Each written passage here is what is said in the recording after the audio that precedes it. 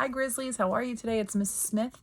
I am here today to share the first chapter of a book with you, just like I'd be doing if we were in school.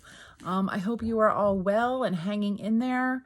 I know that I'm missing you all terribly, and I hope that you're missing me too. But I just wanted to share the first chapter of this book with you. I just finished this book and I thought it was absolutely incredible. And so I wanted to share it with you, or the first chapter of it with you. We do have this book on our bookshelves at school. This is from school. There you see. So hopefully we'll get back before the end of the year and you'll be able to read it. But this is a story about, it says 7th grader Zoe has her hands full as she takes care of her much younger siblings after school every day while her mom works her shift at the pizza parlor. Not that her mom seems to appreciate it. At least there's Lenny, her mom's boyfriend. They all get to live in his nice, clean trailer. At school, Zoe tries to stay under the radar. Her only friend, Fuchsia, has her own issues, and since they're in an entirely different world than the rich kids, it's best if no one notices them. Zoe thinks how much easier everything would be if she were an octopus. 8 arms to do 8 things all at once. Incredible camouflage ability and steady, unblinking vision. Powerful protective defenses. Unfortunately, she's not totally invisible, and one of her teachers forces her to join the debate club. Even though Zoe resists participating, debate ultimately leads her to see new things in a new way. Her mom's relationship with Lenny, Fuchsia's situation, and her own place in this town of people who think they're better than her. Can Zoe find the courage to speak up, even if it means risking the most stable home she's ever had? So I'm going to share with you chapter 1 of this book, just like we'd be doing if we were in school. And if you like it, put it on your to-be-read list. Books for future reading. All right, chapter 1. I settle onto the couch with the chocolate pudding I saved from Friday's school lunch. The silence is amazing. All right, well, it's not complete silence. Hector is spinning the whirring dragon on his baby seat while he eats Cheerios, but it's pretty close. I savor a spoonful of pudding. How long do I have before Bryce and Aurora burst out of our bedroom arguing about something? When I left them in there, Aurora was pretending to be Bryce's cat, and he was pretending to feed her milk. But that can't last. I mean, they're 4 and 3. That's not how it works. I take another bite with my eye on the bedroom door, but it stays closed. This never happens. I glance down at my backpack. My debate prep packet is inside, and I'm actually tempted to work on it. See, I'm not a kid who does homework usually, and I definitely don't do big projects, which usually require glitter and markers and poster board and all sorts of things, none of which I have. Plus, last year in 6th grade, when I actually turned in a poster project, Kaylee Vine announced to the whole class, "Everyone alert the authorities. Zoe Albro turned in a project. The world must be ending." Then she made that sound like a fire drill and did it every time she passed me in the hall for the whole next week. But this project doesn't need any glitter, and everyone else won't have fancy poster boards with foam letters that make my flimsy piece of newsprint that the teacher gave me look like gray toilet paper. All I need is to know something, and I do. And maybe, just maybe, if I do this, if I can rock it, all the other kids will have their minds blown, and it'll be completely satisfying to watch. Who would have guessed, they'll say, that Zoe knew so much cool stuff? I had no idea. I mean, I thought I knew who she was, but clearly I didn't at all. Maybe Kaylee Vine would even stop holding her nose and switching seats on the bus just to get away from me. I take out the debate prep packet and lean over the coffee table. Which animal is best? Support your selection with as many details as possible, including what it takes to survive in a variety of situations. Miss Rochambeau, the social studies teacher, says this debate will help us understand the debates that led up to the Civil War. And Mr. Peck, the science teacher, says it'll be a good assessment of all the work we've been doing about animals. And the thing is, I already know which animal is best. The octopus. When Bryce was a tantruming toddler and Aurora was a baby, we moved 4 times over the course of that year. But the one constant was this little TV-DVD combo that we toted around with us, and an old DVD from the library free shelf called The Mysterious and Fascinating World of the Octopus. That DVD would send Bryce into an instant trance, and we watched it so often that I happily memorized every word of it. Then last year, when I couldn't go on the 6th grade field trip to the aquarium in Boston, my mom kept forgetting to send in the payment. Mrs. Giddings, the guidance counselor, brought me back a book on octopuses. And actually, octopuses is correct. You don't have to say octopi if you don't want to. The book told me so. I find a pencil nub at the bottom of my backpack and start filling in the blanks with awesome things, like their ability to instantly camouflage themselves, which they're amazing at because they have these things called chromatophores. That word was in my book. So the color of their skin can change to match what's around them. They even have muscles that change their skin's texture. Of course, it means that when they get mad or nervous, they turn red and pimply, but I mean, nothing's perfect, right? Miss Rochambeau will be as surprised as anyone else when I stand up for the debate and I use a word like chromatophore. I settle deeper into the couch. If this were a regular Sunday, or really any day, Frank would be here watching TV, usually Angry News Guys. Frank is Lenny's dad, and Lenny is the owner of this trailer. Lenny is also my mom's boyfriend, and that's why we get to live here, with his nice curtains and end tables that are perfectly aligned with his couch. Lenny even has an alphabetized DVD collection. And he also has a recliner that Frank sits in like he's glued to it. But today, Frank went out for a walk to check the tree damage from a recent ice storm, and since Lenny and my mom are both at work, Hector and I get the main room of the trailer to ourselves. So even though Miss Rochambeau announced that we needed our completed packet to be part of the debate, this time I can actually do it. This time I don't have to be counted out. I'm 3 pages into the 4-page packet when Hector starts throwing the Cheerios all over Lenny's nice carpet. I get down on the floor so I can pick them up. Those are for eating, not for throwing, I tell him, but he keeps throwing them anyway. I remove his ammunition, so naturally he starts screaming. Then, since Hector's scream seems to work like the bat signal, Bryce and Aurora burst out of our bedroom door, trampling all the Cheerios in their path. Bryce is yelling about his imaginary bucket of doom, and Aurora climbs onto my lap and covers her ears. If I were an octopus, things would be so much easier. I'd have 1 arm to wipe Aurora's nose, 2 more for holding both kids' hands when I pick them up from the Head Start bus stop to keep Bryce from wandering into the street after some rock he's spotted, 1 to hold Hector and his diaper bag on the afternoons when Mom works at the pizza pit, 1 to adjust my shirt because it doesn't really fit and it can get too revealing if I'm not paying attention, and I don't want to be that girl, 1 so I could do my homework at least some of the time if I wanted, 1 to pick up the Cheerios that are always on the floor, and the last one to swipe a can of Easy Cheese from the Cumberland Farms convenience store because little snowmen made out of Easy Cheese are the most magical thing little kids have ever seen.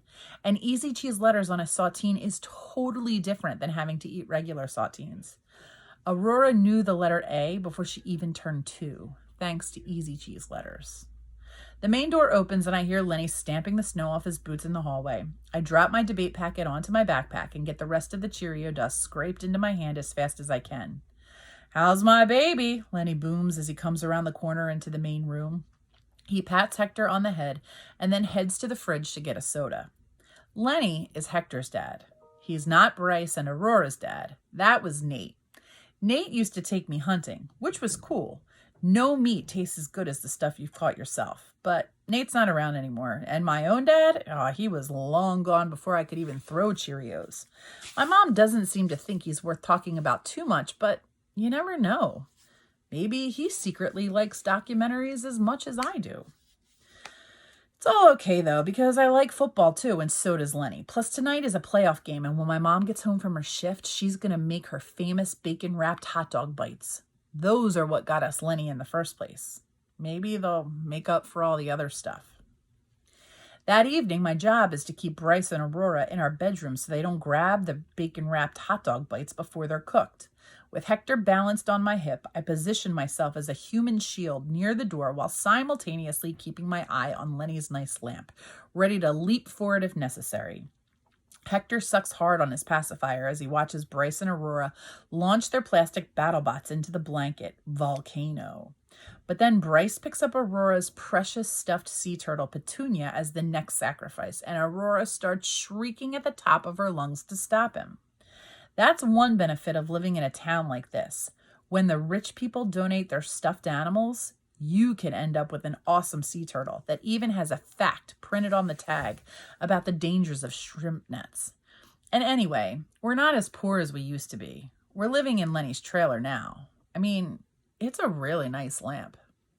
I hear the clang of a spoon against the bowl as my mom mixes the barbecue sauce, the second to last step before the bites go into the oven.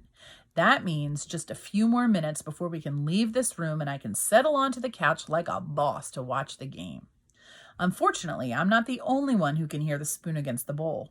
Both Bryce and Aurora have suddenly forgotten all about the volcano. "Bacon, bacon, whap!" Aurora shrieks. Bryce makes a break for the door.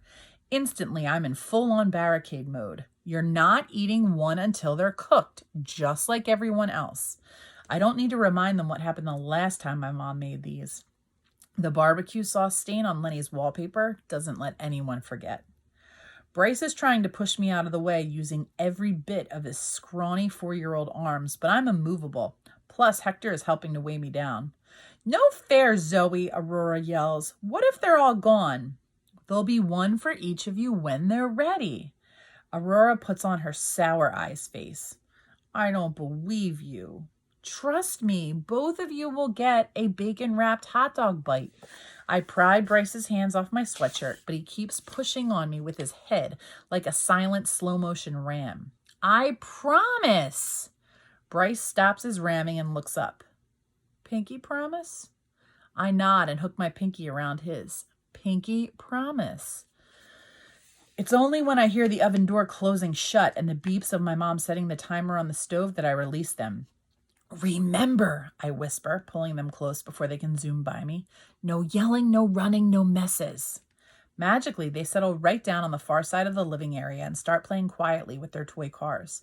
The promise of a bacon-wrapped hot dog bite is a powerful thing. Frank is back in his recliner. The pregame show is on, but even though we've lived with him and Lenny for a whole year and a half, I don't know if he even likes football.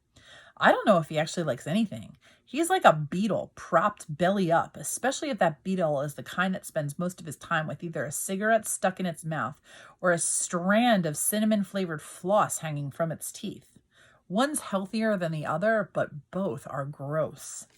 I sidle up to my mom in the kitchen area, but she doesn't thank me for my heroic feat of keeping the kids out from underfoot. She just takes Hector from me. "He needs a bath," she says. I hear Lenny in the entryway, coming in from outside. He went to check on his car an hour ago, and I bet he ended up talking to everyone in the trailer park. Everyone knows Lenny, and everyone loves Lenny. He strides across the living room area into the kitchen, the frigid January air still clinging to him. "How's my pair of cuties?" he says to my mom and Hector. His voice is loud enough for him to still be talking to the neighbors. He takes Hector from her and bends down with him so they can peer into the oven window.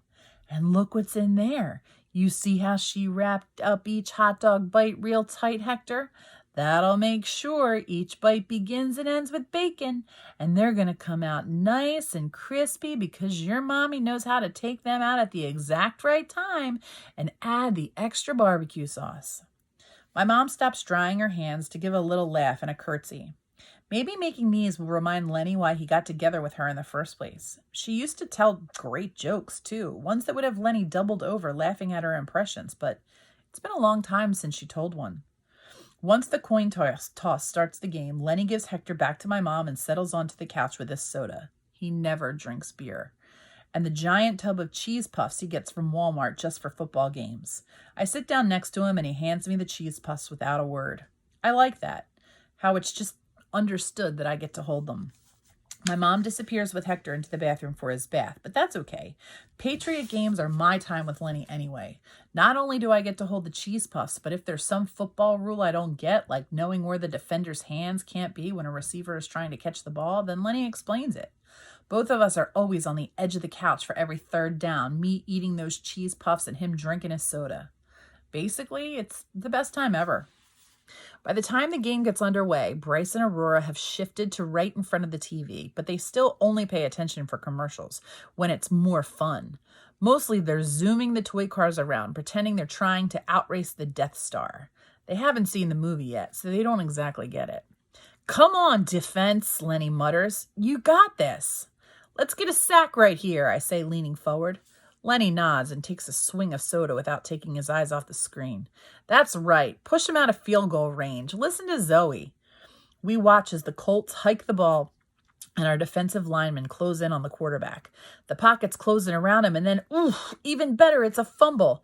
Yes! Lenny yells, pumping his fist in the air as the refs unpack the pile of players and signal the Patriots now have possession. Lenny and I high-five, and then I lick the orange cheese dust from my fingers in celebration. This is how things are supposed to be. I've got a nice couch to sit on, which, thanks to Lenny, is perfectly centered in the room, some cheese puffs to eat, and a great game to watch. At halftime, when no one's looking, I reach into my backpack for my debate packet and slip it into the front of my hoodie pocket. I'll finish it after the game. But when I look up, I realize I wasn't paying attention. Bryce and Aurora got so excited about a commercial that they start hurling toy cars at the TV. Before I can stop them, Frank erupts from the depths of his recliner. Throw one more stupid car at my TV and I'll pound you into the ground. He keeps shouting, and it's like watching an ancient wrinkled mountain explode, revealing an interior that's straight up burning, swear-filled lava. Bryce and Aurora scream and run into our bedroom, tripping over each other as they go.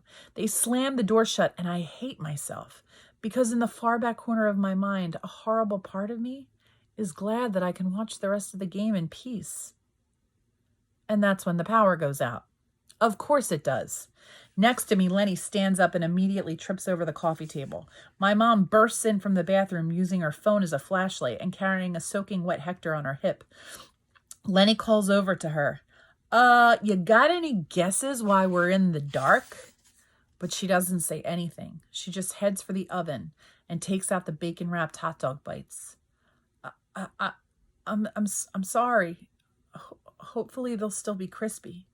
She props the phone flashlight under her chin, hefts Hector up higher on her hip, and transfers the hot dog bites onto a plate with a spatula. They smell amazing, like the pig is roasting on a spit right in the living room, dripping delicious grease all over the carpet. Lenny makes his way into the kitchen as my mom pours the rest of the barbecue sauce over the top of them. He pops one in his mouth and then shakes his head. I've had better. I'm sorry, my mom stammers, and I'm sorry you can't watch the rest of the game. Lenny takes the plate of hot dog bites and shrugs. I'll go watch it at Sliders. And with that, Lenny and the plate are out the door, and I am left sitting on the couch. No Lenny, no game, no bacon-wrapped hot dog bites. And I'd promised. So that is chapter 1.